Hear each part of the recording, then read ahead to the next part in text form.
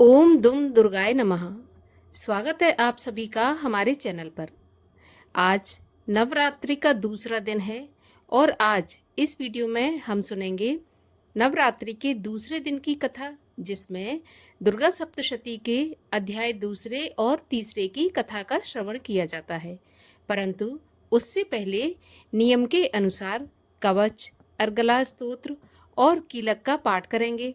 साथ में रात्रि सूक्त का पाठ करके सप्तशती के अध्यायों का श्रवण करेंगे।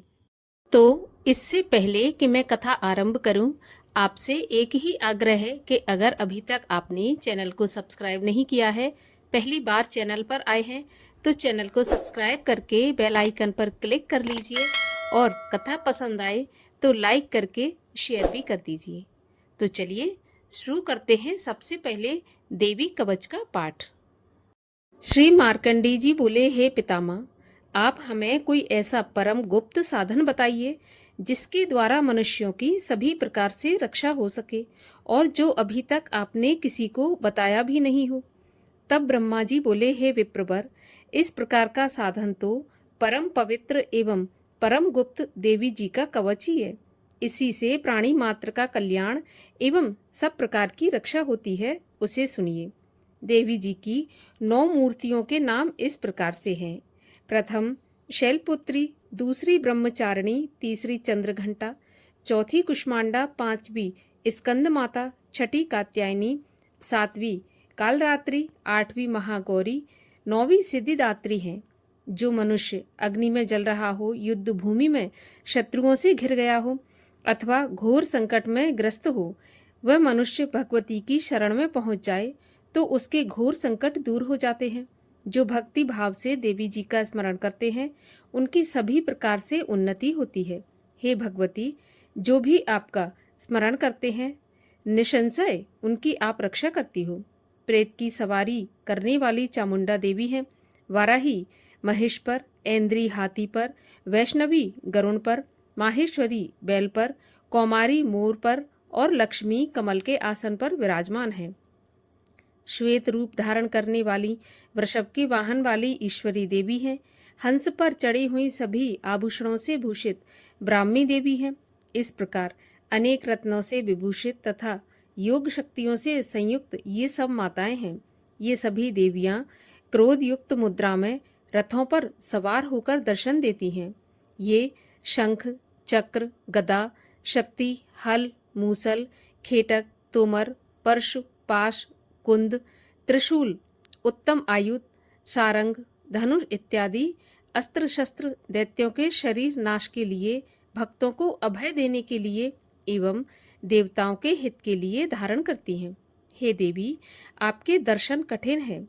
शत्रुओं के भय को बढ़ाने वाली देवी जी, आप मेरी रक्षा कीजिए। पूर्व दिशा में मेरी रक्षा ऐन्द्री देवी करें। अग्नि कोण में अग्नि देवता, दक्षिण में वाराही, नैऋत्य कोण में खड्गधारिणी, पश्चिम में वारुणी, वायु कोण में मृगवाहिनी, उत्तर में कौमारी, ईशान कोण में शूलधारिणी, ऊपर ब्रह्माणी जी, नीचे वैष्णवी देवी जी रक्षा करें। इसी प्रकार शववाहिनी चामुंडा देवी 10 दिशाओं में रक्षा करें। जया मेरे आगे और विजया मेरे पीछे की रक्षा करें। बाईं ओर अजिता, दाईं ओर अपराजिता मेरी रक्षा करें। उद्योतनी मेरी शिखा की, उमा मेरे मस्तक पर विराजमान, भौहों की यशस्विनी, भौहों के मध्य में त्रिनेत्रा, नासिकाओं की यमघंटा देवी, नेत्रों के बीच में शंखिनी, कानों की द्वारवासिनी, कपोलों की कालिका, कानों के मूल देश की शांकरी देवी रक्षा करें। नासिका की सुगंधा, ऊपर के होंठ की चर्चिका, नीचे के होंठ की अमृत कला और जिह्वा की सरस्वती देवी रक्षा करें। दांतों की कौमारी, कंठ की चंडिका, गले की चित्र घंटा, तालु प्रदेश की महामाया रक्षा करें। चिंबुक की कामाक्षी, वाणी की सर्वमंगला, ग्रीवा की भद्रकाली, पृष्ठ अस्थियों की धनुर्धरी रक्षा करें। कंठ से बाहरी भाग की नीलग्रीवा, कंठ नालिका की नलकूबरी, दोनों कंधों की खड्गनी तथा मेरी भुजाओं की वज्रधारिणी रक्षा करें। दोनों हाथों की दंडिनी, उंगलियों की अंबिका, नाखूनों की शूलेश्वरी, कुक्ष की कुलेश्वरी रक्षा करें। हृदय की ललिता देवी, उदर की शूलधारिणी रक्षा करें। स्तनों की मद देवी, मन की शोक विनाशिनी, नाभि की कामनी, गुप्त इंद्रिय की गुहेश्वरी, लिंग की पूत कामनी, गुदा की महेशवाहिनी रक्षा करें। कटी प्रदेश की भगवती, घुटनों की विंध्यवासिनी, जंघाओं की महाबली देवी रक्षा करें। गुल्फों की नारसिंगी, पांव के तलुओं की तेजसी, उंगलियों की श्रीधरी देवी और तलुओं की पर्वतवासिनी रक्षा करें। नाखूनों की दंष्टा कराली, केशों की ऊर्ध्वकेशनी, रोम छिद्रों की कौमारी और त्वचा की बागीश्वरी रक्षा करें। रक्त, मज्जा, वसा, मांस, अस्थियां एवं मेदे की पार्वती, अंतड़ियों की कालरात्रि, पित्त की मुकुटेश्वरी रक्षा करें। पद्मकोश की पद्मावती, कफ की चूड़ामणि, नाखूनों के तेज की ज्वालामुखी, सभी संधियों की अभेद्या देवी रक्षा करें। हे ब्रह्माणी, आप मेरे वीर की रक्षा करें। छाया की छत्रेश्वरी और मन, बुद्धि, अहंकार की धर्मधारिणी रक्षा करें। प्राणों की कल्याण शोभना और शब्द, स्पर्श, रूप, रस, गंध, इन 5 इंद्रियों की योगिनी, सत्व, रज, तम की नारायणी सदा रक्षा करें। आयु की वाराही, धर्म की वैष्णवी, यश एवं कीर्ति की लक्ष्मी तथा धन विद्या की चक्रिणी रक्षा करें। इंद्राणी मेरे गोत्र की, चंडिका मेरे पशुओं की, महालक्ष्मी मेरे पुत्रों की, भैरवी भार्या की रक्षा करें। मेरे पथ की सुपथा, मार्ग की क्षेमकारी, राजा के दरबार में महालक्ष्मी एवं सभी दिशाओं में स्थिर होकर विजया मेरी रक्षा करें। और जो भी स्थान कवच में नहीं आए और जो आरक्षित हैं, उन स्थानों की पापनाशनी जयंती देवी रक्षा करें। मनुष्य यदि अपना मंगल चाहता है तो एक कदम भी बिना कवच के नहीं जाए। कवच से नित्य रक्षित मनुष्य जहाँ जहाँ भी जाता है, वहीं से उसे धन का लाभ तथा सभी कामनाओं की सिद्धि प्राप्त होती है। पृथ्वी पर उस पुरुष को ऐश्वर्य एवं अतुल संपत्ति प्राप्त होती है। वो मनुष्य निर्भय हो जाता है। युद्ध भूमि में कोई भी उसे जीत नहीं सकता। त्रिलोक भर में पूजा जाता है। यह देवी कवच देवताओं को भी दुर्लभ है। इसको अत्यंत श्रद्धा के साथ सावधान होकर जो तीनों संध्याओं में नित्य पढ़ लेता है, उसे देवी कला की प्राप्ति होती है। उसे कोई भी तीनों लोकों में पराजित नहीं कर सकता। उसे अकाल मृत्यु नहीं आती। वह 100 वर्ष से भी अधिक आयु पाता है। यह कवच उसका तेज, यश और कीर्ति बढ़ा देता है। चंडी पाठ करने वाला पहले कवच का पाठ कर ले। जब तक पर्वत, वन, काननों के साथ यह पृथ्वी टिकी रहती है, तब तक ऐसे पुरुष की संतति होने पर महामाया की कृपा से देव दुर्लभ परम स्थान की प्राप्ति होती है। कवच का पाठ करने वाला सुंदर रूप को पाकर सदा शिव के साथ आनंद पाता है। श्री अर्गला स्तोत्र। श्री मार्कंडेय जी बोले, जयंती, मंगला, काली, भद्रकाली, कपालिनी, दुर्गा, क्षमा, शिवा, धात्री, स्वाहा, स्वधा आदि देवियों को मेरा नमस्कार हो। हे चामुंडे देवी, समस्त प्राणियों के दुख निवारण करने वाली आपकी जय हो। सर्वव्यापक देवी कालरात्रि, आपकी जय हो। मधु तथा कैटव दैत्यों का दलन करने वाली, ब्रह्मा जी को वर देने वाली, आपको नमस्कार हो। हे देवी, आप मुझे सुंदर रूप दो, जय दो, यश दो तथा क्रोध आदि शत्रुओं का नाश करो। महिषासुर का नाश करने वाली, भक्तों की सुखदाता देवी जी को नमस्कार हो। मुझे रूप दो, जय दो, यश दो, शत्रुओं का नाश करो। हे रक्त बीज का वध करने वाली देवी और चंड मुंड असुरों का विनाश करने वाली माता, मुझे सुंदर रूप दो, जय दो, यश दो, शत्रुओं का वध करो। हे पाप नाशक चंडिके, जो सर्वदा भक्ति पूर्वक आपके चरणों में मस्तक झुकाते हैं, उन्हें रूप दो, जय दो, यश दो, शत्रुओं का नाश करो। सभी व्याधियों का नाश करने वाली चंडिके, जो आपकी भक्ति पूर्वक स्तुति करते हैं, उन्हें रूप दो, जय दो, शत्रुओं का नाश करो। हे देवी जी, आप मुझे सौभाग्य, आरोग्य और परम सुख दो। रूप दो, जय दो, शत्रुओं का विध्वंस करो। मेरा कल्याण कीजिए और उत्तम धन संपत्ति दीजिए। रूप दो, जय दो, यश दो, शत्रुओं का नाश करो।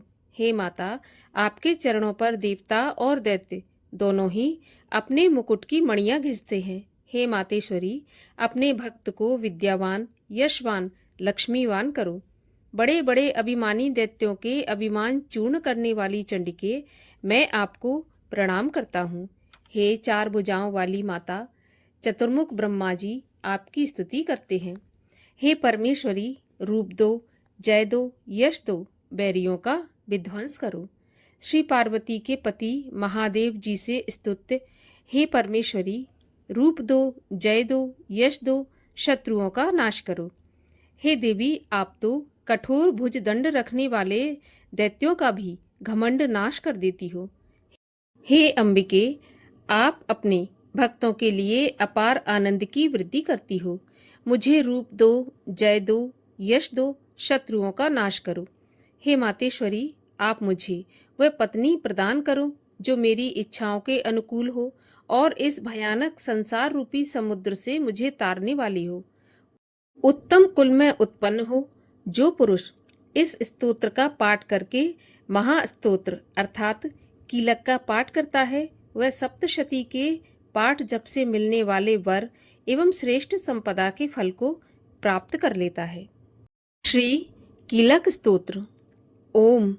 मैं उन भगवान सदाशिव को नमस्कार करता हूँ जिनके दिव्य 3 नेत्र हैं, जिनका शरीर विशुद्ध ज्ञान स्वरूप है, जो मोक्ष प्राप्ति के कारण है। अर्ध चंद्रमा जिनके मस्तक पर शोभायमान है। श्री मार्कंडेय ऋषि बोले, मंत्रों के शाप एवं उत्कीलन आदि को समझकर पाठ करने वाला पुरुष मोक्ष पा लेता है, अतः इसका ज्ञान होना आवश्यक है। सब उच्चाटन आदि वस्तुएं इसी स्तोत्र द्वारा पाठ करके सिद्ध होती हैं, और जो इस स्तोत्र का पाठ करके सप्तशती के पाठ मात्र से स्तुति करते हैं, उन्हें देवी जी सिद्ध हो जाती हैं। उच्चाटन आदि प्रयोगों से उन पुरुषों को मंत्र, औषधि आदि किसी अन्य साधन की आवश्यकता नहीं पड़ती। बिना जप के भी सभी उच्चाटन आदि सिद्ध हो जाते हैं। क्या समस्त उच्चाटन आदि इसी से सिद्ध हो जाते हैं? इस प्रकार की लोगों को शंका हुई। तब उस शंका के निवारण के लिए सदाशिव ने लोगों को बुलाकर आज्ञा दी। ये सब सिद्धियां देने वाला शुभ स्तोत्र है। इस चंडिका स्तोत्र को भगवान सदाशिव ने गुप्त कर दिया। इस स्तोत्र के पाठ द्वारा प्राप्त होने वाला पुण्य कभी समाप्त नहीं होता। साधक सभी प्रकार का क्षेम प्राप्त कर लेता है, इसमें कोई भी संशय नहीं।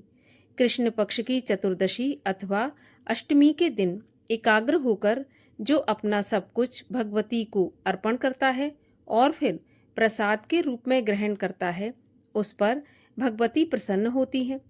इसी रूप के कीलक द्वारा महादेव ने इसे भी कीलन कर दिया। जो इसके द्वारा सप्तशती का निष्कीलन करके स्पष्ट होकर नित्य पाठ करता है, वह सिद्ध हो जाता है। देवी जी का गण एवं गंधर्व होता है। वह कहीं भी घूम रहा हो, उसे कोई भी भय नहीं होता, ना उसकी अकाल मृत्यु होती है। देहांत होने पर वह मोक्ष पाता है। इसलिए इस कीलक स्तोत्र को समझकर तथा उसका उत्कीलन करके पाठ करना उचित है। जो इस प्रकार नहीं करता, उसका नाश होता है। तभी तो बुद्धिमान इसे समझकर ही उत्कीलन से संपन्न स्तोत्र का पाठ आरंभ करते हैं। जो कुछ भी रमणियों में सौंदर्य, सौभाग्य आदि दिखाई देता है, ये सबके सब श्री देवी की कृपा के फल ही हैं। इसी कारण इस शुभ स्तोत्र का जप सदा करते रहना चाहिए। इस स्तोत्र के मंद स्वर में पाठ करने से थोड़ा फल मिलता है, उच्च स्वर में अधिक फल मिलता है। सभी सिद्धियां प्राप्त होती हैं, अतः उच्च स्वर से पाठ याद करें। जिस भगवती की कृपा द्वारा सौभाग्य, आरोग्य, संपत्तियां, शत्रुनाश तथा परम मोक्ष की प्राप्ति होती है, उस जगत की माता की स्तुति करनी चाहिए। रात्रि सूक्त। महातत्व आदि रूप व्यापक इंद्रियों से सब देशों में समस्त वस्तुओं को प्रकाशित करने वाली ये रात्रि रूपा देवी अपने उत्पन्न किए हुए जगत के जीवों के शुभ अशुभ कर्मों को विशेष रूप से देखती हैं और उनके अनुरूप फल की व्यवस्था करने के लिए समस्त विभूतियों को धारण करती हैं। ये देवी अमर है और संपूर्ण विश्व को नीचे फैलने वाली लता आदि को तथा ऊपर बढ़ने वाले वृक्षों को भी व्याप्त करके स्थित है। इतना ही नहीं, ये ज्ञानमयी ज्योति से जीवों के अज्ञान अंधकार का नाश कर देती हैं। पराचित शक्ति रूप रात्रि देवी आकर अपनी बहन ब्रह्म विद्यामयी उषा देवी को प्रकट करती हैं, जिससे अविद्यामय अंधकार स्वतः नष्ट हो जाता है। वे रात्रि देवी इस समय मुझ पर प्रसन्न हो, जिनके आने पर हम लोग अपने घरों में सुख से सोते हैं, ठीक वैसे ही जैसे रात्रि के समय पक्षी वृक्षों पर बनाए हुए अपने घोंसलों में सुखपूर्वक शयन करते हैं। उस करुणामयी रात्रि देवी के अंक में संपूर्ण ग्रामवासी मनुष्य, पैरों से चलने वाले गाय घोड़े आदि पशु, पंखों से उड़ने वाले पक्षी एवं पतंग आदि, किसी प्रयोजन से यात्रा करने वाले पथिक और बाज आदि भी सुखपूर्वक सोते हैं। हे रात्रिमयी चित्त शक्ति, तुम कृपा करके वासनामयी वृक्की तथा पापमय वृक्क को हमसे अलग करो। काम आदि तस्कर समुदाय को भी दूर हटाओ। उसके बाद हमारे लिए सुखपूर्वक तरने योग्य हो जाओ। मोक्षदायिनी एवं कल्याणकारी बन जाओ। हे उषा, हे रात्रि की अधिष्ठात्री देवी, सब ओर फैला हुआ ये अज्ञानमय काला अंधकार मेरे निकट आ पहुंचा। तुम इसे ऋण की भांति दूर करो। जैसे धन देकर अपने भक्तों के ऋण दूर करती हो, उसी प्रकार ज्ञान देकर इस अज्ञान को भी हटा दो। हे रात्रि देवी, तुम दूध देने वाली गौ के समान हो। मैं तुम्हारे समीप आकर स्तुति आदि से तुम्हें अपने अनुकूल करता हूँ। परम व्योम स्वरूप परमात्मा की पुत्री, तुम्हारी कृपा से मैं काम आदि शत्रुओं को जीत चुका हूँ। तुम स्तोम की भांति मेरे इस हविष्य को भी ग्रहण करो। श्री दुर्गा सप्तशती अध्याय दूसरा। ऋषि बोले, प्राचीन काल में देवी देवता तथा दैत्यों में पूरे 100 वर्ष युद्ध होता रहा। उस समय दैत्यों का स्वामी महिषासुर था एवं देवताओं का इंद्र था। उस संग्राम में देवताओं की सेना महाबली दैत्यों से हार गई। तब सभी देवताओं को जीतकर महिषासुर इंद्र बनकर बैठ गया। तब हारकर सभी देवता ब्रह्मा जी को आगे रखकर वहां गए जहां विष्णु तथा शंकर जी विराज रहे थे। वहां पर देवताओं ने महिषासुर के सभी उपद्रव एवं अपने पराभव आदि का पूरा पूरा वृत्तांत कहकर सुना दिया। उन्होंने कहा कि महिषासुर ने तो सूर्य, अग्नि, पवन, चंद्रमा, यम तथा वरुण इत्यादि अन्य सभी देवताओं के अधिकार छीन लिए, स्वयं ही सबका अधिष्ठाता बना बैठा है। उसने सभी देवताओं को स्वर्ग से निकाल दिया। महिषासुर महादुरात्मा है। देवता पृथ्वी पर मृत्यों की भांति विचर रहे हैं। उसके वध का कोई उपाय कीजिए। इस प्रकार मधुसूदन तथा महादेव जी ने देवताओं के वचन सुने तो क्रोध से उनकी भौएं तन गईं। तब भगवान विष्णु के मुख से एक महान तेज प्रकट हुआ। इसी प्रकार ब्रह्मा तथा शंकर जी के मुख से तेज प्रकट हुआ। दूसरे इंद्र आदि देवताओं के शरीर से भी महान तेज प्रकट हो गया। सभी तेज मिलकर एक हो गए। वह तेज पुंज इतना उग्र था जैसे कि जलता हुआ पहाड़ हो। देवताओं ने देखा कि उसकी ज्वालाएं सभी दिशाओं में फैल रही हैं। जब वह एक हुआ तो एक नारी के रूप में परिवर्तित हो गया। महादेव जी के तेज से उसका मुख प्रकट हुआ। यम के तेज से उसके केश हुए। विष्णु के तेज से उस देवी की भुजाएं प्रकट हुईं। चंद्रमा से दोनों स्तन, इंद्र के तेज से उसका कटि प्रदेश, वरुण के तेज से जंगा व उरुस्थल, पृथ्वी के तेज से नितंबों का प्रादुर्भाव हुआ। ब्रह्मा जी के तेज से दोनों चरण, सूर्य के तेज से चरणों की उंगलियां, वसुओं के तेज से हाथों की उंगलियां, कुबेर के तेज से नासिका का आविर्भाव हुआ। उसके दांत प्रजापति के तेज से उत्पन्न हुए। अग्नि के तेज से 3 नेत्र हुए। संध्याओं के तेज से दोनों भौएं, वायु के तेज से दोनों कान उत्पन्न हुए। इसी प्रकार समस्त देवताओं के तेज द्वारा भगवती का प्रादुर्भाव हुआ। इस प्रकार सभी देवताओं के तेज पुंज से प्रकट हुई देवी जी को देखकर महिषासुर से पीड़ित समस्त देवता प्रसन्न हुए। महादेव ने देवी को अपने त्रिशूल से शूल निकाल कर दे दिया। भगवान विष्णु ने अपना सुदर्शन चक्र प्रकट करके दिया। वरुण ने शंख तथा अग्नि ने उसे शक्ति दी। मारुत ने उन्हें धनुष दिया और बाणों से भरपूर 2 तरकश दिए। देवराज इंद्र ने अपने वज्र से वज्र पैदा करके दिया। फिर हजारों नेत्र वाले इंद्र ने ऐरावत हाथी से घंटा दिया। यमराज ने कालदंड से दंड प्रदान किया। सागरपति ने रुद्राक्ष माला अर्पित की। ब्रह्मा ने कमंडल भेंट किया। सूर्य ने भगवती के भी रोमकूपों में अपनी किरणें प्रदान की। काल ने तलवार और उत्तम ढाल अर्पण की। क्षीर सागर ने हार तथा कभी ना पुराने होने वाले 2 वस्त्र भेंट किए। इसी प्रकार चूड़ामणि, दिव्य कुंडल तथा 2 कड़े भी भेंट किए तथा चमकता हुआ अर्धचंद्र, सभी भुजाओं के लिए बाजूबंद, चरणों के लिए नूपुर और कंठ के लिए सर्वोत्तम कठुला भेंट किया। इसी प्रकार सभी उंगलियों के लिए जड़ित मुद्रिकाएं प्रदान की। विश्वकर्मा ने निर्मल परशु भेंट किया और अनेक रूपों वाले अस्त्र, अभेद कवच, मस्तक तथा गले में धारण करने के योग्य कभी ना कुमलाने वाली कमलों की माला दी। समुंदर ने उसे बहुत सुंदर कमल दिया। हिमालय ने वाहन के लिए सिंह और अनेक प्रकार के रत्न भेंट किए। कुबेर ने सुरा से भरपूर पात्र दिया। सभी नागों के स्वामी एवं पृथ्वी धारण करने वाले शेष जी ने महामणियों से सुशोभित नागहार दिया।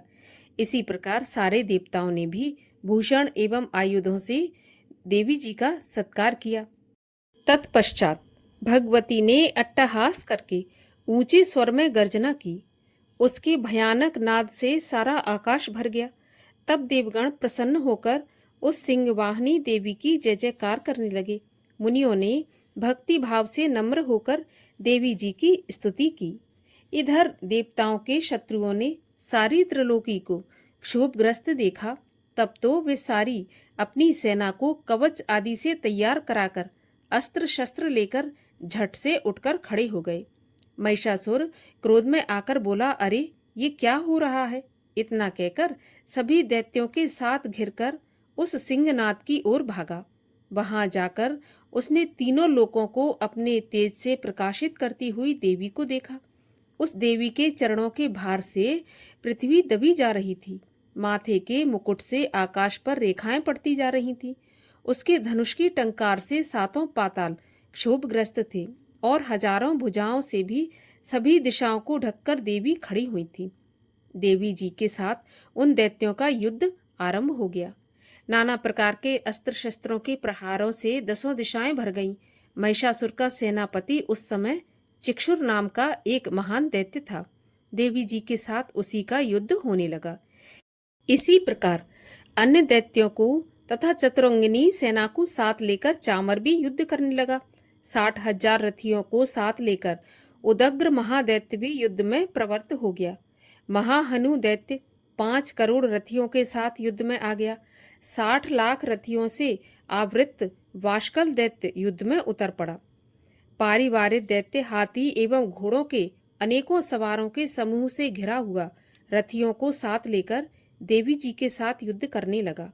उस रण आंगन में स्वयं महिषासुर भी रथों, हाथियों एवं घोड़ों की सेनाओं से घिरा हुआ खड़ा था। तोमर, भिंदीपाल, शक्ति, मूसल, परशु, पट्टिश, खंग आदि अस्त्रों से युद्ध में देवी जी के साथ युद्ध करने लगे। कुछ दैत्यों ने देवी जी पर शक्तियां छोड़ी एवं दूसरे ने पाश फेंके। तब चंडिका देवी ने अस्त्र शस्त्रों की वर्षा करके उन्हें तोड़ डाला। इधर देवी जी का वाहन सिंह भी क्रोध में आ गया। अपने गर्दन के बाल हिलाता हुआ दैत्यों की सेना में इस प्रकार घूमने लगा जैसे कि जंगल में अग्नि फैलती जा रही हो। उस युद्ध भूमि में युद्ध करती हुई अंबिका ने जितने श्वास छोड़े वे ही झटपट हजारों सैकड़ों गणों के रूप में परिवर्तित हो गए। प्रकट होकर उन गणों ने खंग, भिंदीपाल, परशु, पट्टिश आदि शस्त्रों से युद्ध प्रारंभ कर दिया। देवी जी की शक्ति से वृद्धि पाकर वे गण दैत्यों का नाश करने लगे। साथ में दूसरे गण नगाड़े, शंख आदि बजाने लगे। महती प्रसन्नता देने वाले उस युद्ध रूप उत्साह में कुछ एक ने मृदंग बजाए। तब देवी जी ने त्रिशूल, गदा और शक्तियों की वर्षा से, तलवार आदि शस्त्रों से महान सैकड़ों असुर मार डाले और दूसरे कितने ही दैत्यों को घंटा के भयप्रद नाद से मूर्छित करके मारकर गिरा दिया। मरे दैत्यों को पास से बांधकर पृथ्वी पर घसीट डाला। कितने तो गदा की चोट से घायल होकर पृथ्वी पर सो गए। मूसलों के प्रहार से कई एक रुधिर वमन करने लगे एवं कई एक शूल द्वारा वक्ष स्थल फट जाने से पृथ्वी पर सो गए। कितने ही दैत्य बाणों की वर्षा द्वारा युद्ध करते हुए प्राण छोड़ने लगे। कितने ही दैत्यों की भुजाएं कट गईं। कई कितनों की ग्रीवाएं छिन्न भिन्न हो गईं। कई दैत्यों के सिर कट गए, कुछ मध्य से विदीर्ण हो गए, कुछ दैत्यों की जंघाएं कट गईं और पृथ्वी पर गिर गए, और कुछ एक दैत्यों को तो एक भुजा, एक आंख और एक पांव वाला करके 2 टुकड़े कर डाले। मार मार कर गिराए हुए रथी, हाथी, घोड़े एवं असुरों की लाशों द्वारा जहां महायुद्ध हो रहा था, वहां की पृथ्वी इस प्रकार भर गई कि वहां पर आना जाना कठिन हो गया। वहां सेना एवं असुरों के रुधिर बहने से रुधिर की बड़ी बड़ी नदियां बहने लगीं। जगदम्बा जी ने एक क्षण में ही दैत्यों की महती सेना का इस प्रकार नाश कर दिया, जैसे कि लकड़ियों के बड़े ढेर को अग्नि जला देती है। देवी का वाहन सिंह अपने बालों को छटकाता हुआ, बड़ी गर्जना करता हुआ दैत्यों के शरीर से मानो प्राण चुन रहा हो, इस प्रकार घूमने लगा। देवी जी के उन गणों ने महाअसुरों के साथ बड़ा युद्ध किया, जिससे देवता प्रसन्न होकर आकाश से पुष्पों की वर्षा करने लगे। तीसरा अध्याय। ऋषि बोले, महाअसुर चिक्षुर सेनापति ने जब यह देखा कि सेना तो इस प्रकार मारी जा रही है, तब उसे बड़ा क्रोध उत्पन्न हो गया और वह स्वयं भी अंबिका के साथ युद्ध करने निकल पड़ा। युद्ध में जाकर उसने देवी जी पर बाणों की इस प्रकार वर्षा की जैसे कि मेघ सुमेरु पर्वत की चोटी पर जाकर जलधारा बरसा रहा हो। तब देवी ने उसके बाण समूहों को खेत में ही काट दिया। फिर बाणों द्वारा उसके सारथी घोड़ों को मार डाला। फिर झटपट उसका धनुष और ऊंची लहराती ध्वजा काटकर गिरा दिए। जब उसका धनुष कट चुका, तब अपने बाणों से उसके अंग बींध डाले। जिसका सारथी एवं घोड़े मर चुके थे और धनुष कट चुका था, तब वह बिना रथ के पैदल तलवार ढाल लेकर देवी के रथ की ओर दौड़ा। तेज तलवार से सिंह पर जाते ही प्रहार कर दिया। फिर देवी जी की बाम भुजा पर जोर से प्रहार किया। हे राजन, जैसे ही उसकी तलवार देवी की भुजा पर पड़ी, वैसे ही वह टूट गई। फिर असुर ने क्रोध से आंखें लाल लाल करके शूल पकड़ लिया। भद्रकाली जी पर उस दैत्य ने शूल डाल दिया। वह शूल इस प्रकार चमकता जैसे कि आकाश से सूर्यमंडल गिर रहा हो। देवी जी ने अपनी ओर आते हुए शूल को देखकर उस पर अपना शूल चला दिया, जिससे वह शूल सैकड़ों टुकड़े हो गया। साथ में उस चिक्षुर महादैत्य के प्राण निकल गए। जब महिषासुर का बलवान सेनापति मारा गया, तब देवशत्रु चामर हाथी पर बैठकर आ गया और आते ही उसने अंबिका देवी पर शक्ति का प्रहार किया। देवी जी ने हुंकार द्वारा ही तेजहीन कर उसे जमीन पर गिरा दिया। अपनी शक्ति को गिरा हुआ देखकर चामर को बड़ा क्रोध आ गया। उसने पुनः शूल का प्रहार कर दिया। शूल को भी देवी जी ने बाणों द्वारा उछाल दिया। तब सिंह उछलकर हाथी के मस्तक पर चढ़ बैठा। फिर दैत्य के साथ भुजा युद्ध करने लगा। वे दोनों परस्पर लड़ते लड़ते उस हाथी पर से नीचे पृथ्वी पर आ गिरे और भयंकर प्रहारों से परस्पर युद्ध करने लगे। तब बड़े वेग से सिंह ऊपर को उछला और ऊपर आकाश से नीचे की ओर गिरते गिरते पंजों के प्रहार से दैत्य चामर का सिर धड़ से अलग कर डाला। देवी जी ने शिला एवं वृक्ष आदि से युद्ध में उदग्र को मार डाला। फिर कराल को भी दांतों, मुक्कों एवं थप्पड़ों के द्वारा मार गिराया। क्रोध में परिपूर्ण देवी ने गदा की चोटों से उद्धत को चूर चूर कर दिया। भिंदीपाल शस्त्र द्वारा वाशकल तथा बाणों द्वारा अंधक एवं ताम्र को मारकर यम के धाम को भेज दिया। त्रिनेत्र धारिणी देवी परमेश्वरी ने उग्रास्य, उग्रवीर, महाहनु नाम के दैत्यों को त्रिशूल द्वारा मार दिया। तलवार से विडाल का सिर धड़ से अलग कर दिया। दुर्धर और दुर्मुख इन दोनों को बाणों द्वारा यमपुरी पहुंचा दिया। इस प्रकार अपनी सेना का नाश होता देखकर भैंसे का रूप बनाकर महिषासुर उन गणों को डराने लगा। कुछ एक गणों पर अपने थुथुनों से प्रहार किया, दूसरों को सींगों से फाड़ा, कुछ एक को वेग द्वारा, दूसरों को सिंहनाद द्वारा और घूमने से अन्यों को श्वास वायु द्वारा पृथ्वी पर गिरा दिया। इस प्रकार गण सेना को गिराकर वह महिष सिंह की ओर झपटा। जैसे ही सिंह को मारने लगा तब जगदम्बा को बड़ा क्रोध उत्पन्न हुआ। इधर महापराक्रमी महिषासुर भी क्रोध से पृथ्वी तल को अपने खुरों से खोदने लगा, फिर सींगों से बड़े ऊंचे ऊंचे पहाड़ उखाड़कर फेंकने लगा, साथ में गरजने लगा। वेग के साथ घूमने पर पृथ्वी क्षुब्ध होकर फटने लगी। उसने पूंछ से समुद्र पर प्रहार किया, जिससे क्षुब्ध होकर समुद्र पृथ्वी को चारों ओर से डुबोने लगा। चलायमान होते हुए सींग के द्वारा छिन्न भिन्न हुए बादल के टुकड़े टुकड़े हो गए। उसके श्वासों की कठोर वायु से उड़ते हुए सैकड़ों पर्वत आकाश से गिरने लगे। इस प्रकार क्रोधपूर्ण उस महादैत्य को अपनी ओर आता देखकर चंडिका उसे मारने के लिए क्रोध में आ गई। कुपित चंडिका ने उसकी ओर पाश फेंका और उसके द्वारा उस दैत्य को बांध लिया। तब तो उस महायुद्ध में बंधे उस दैत्य ने अपने महिषासुर रूप का त्याग कर दिया और झटपट सिंह के रूप में आ गया। जैसे ही चंडिका उसका सिर काटने लगी, तब तो वह तलवार हाथ में लिए पुरुष दिखाई देने लगा। तब शीघ्रता से तलवार ढाल वाले उस पुरुष को अपने बाणों से देवी ने बींध डाला। अब वह एक बड़ा हाथी हो गया। अपनी सूंड से देवी के सिंग को खींचा, फिर गरजने लगा। उसके खींचते समय अपनी खड्ग के द्वारा देवी ने उसकी सूंड को काट दिया। फिर वह महादैत्य भैंसे के रूप में आ गया और चराचर त्रिलोकी को सताने लगा। तब जगत माता चंडिका क्रोध में आकर फिर उत्तम मधुपान करने लगी और लाल लाल नेत्र करके हंसने लगी। वह दैत्य भी बल पराक्रम के मद में उन्मत्त होकर गरजने लगा और अपने सींगों से पहाड़ उठा उठाकर देवी की ओर फेंकने लगा। देवी जी ने भी अपने बाणों के समूह से उसके फेंके हुए पर्वतों को चूर चूर कर दिया। तब सुरापान के मद के कारण लाल लाल नेत्र वाली चंडिका जी ने कुछ अस्त व्यस्त शब्दों में कहा। देवी जी बोली, हे मूढ़, जब तक मैं मधुपान कर लूं तब तक तू क्षण भर के लिए गरज ले। मेरे द्वारा संग्राम भूमि में तेरा वध हो जाने पर तो शीघ्र ही देवता भी गरजने लगेंगे। ऋषि बोले। इस प्रकार कहकर देवी जी उछलकर उस महादैत्य पर चढ़ गईं। पांव से दबाकर दैत्य के कंठ पर त्रिशूल से वार किया।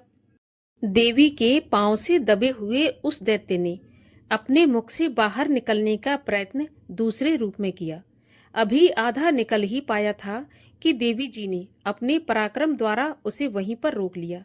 आधा निकलकर भी उस दैत्य ने युद्ध करना नहीं छोड़ा। तब देवी जी ने अपनी तेज तलवार से उसका सिर काटकर नीचे गिरा दिया। दैत्य सेना हाहाकार करने लगी। तब उस सारी सेना का भी देवी जी ने नाश कर दिया। तभी देवता अत्यंत प्रसन्न हुए। दिव्य महर्षियों के साथ सभी देवताओं ने स्तुतियां की। गंधर्वराज गायन करने लगे और अप्सराएं नाचने लगीं। तीसरा अध्याय समाप्त हुआ। अपराध क्षमा याचना। हे परमेश्वरी, मेरे द्वारा रात दिन हजारों अपराध होते हैं। ये मेरा दास है ऐसा समझकर मेरे उन अपराधों को तुम कृपा पूर्वक क्षमा करो। हे परमेश्वरी, मैं आवाहन नहीं जानता, विसर्जन करना नहीं जानता तथा पूजा करने का ढंग भी मैं नहीं जानता। क्षमा करो। हे देवी, हे सुरेश्वरी, मैंने जो मंत्रहीन, क्रियाहीन और भक्तिहीन पूजन किया है वह सब आपकी कृपा से पूर्ण हो। हे जगदम्बिके, मैं अपराधी हूँ, किंतु तुम्हारी शरण में आया हूँ। इस समय दया का पात्र हूँ, जैसा चाहो वैसा करो। हे देवी परमेश्वरी, अज्ञान से, भूल से अथवा बुद्धि भ्रांत होने के कारण मैंने जो न्यूनता या अधिकता कर दी हो वह सब क्षमा करो और प्रसन्न हो। सच्चिदानंद स्वरूपा परमेश्वरी, जगत माता कामेश्वरी, तुम प्रेम पूर्वक मेरी यह पूजा स्वीकार करो और मुझ पर प्रसन्न रहो। बोलिए दुर्गा मात की जय।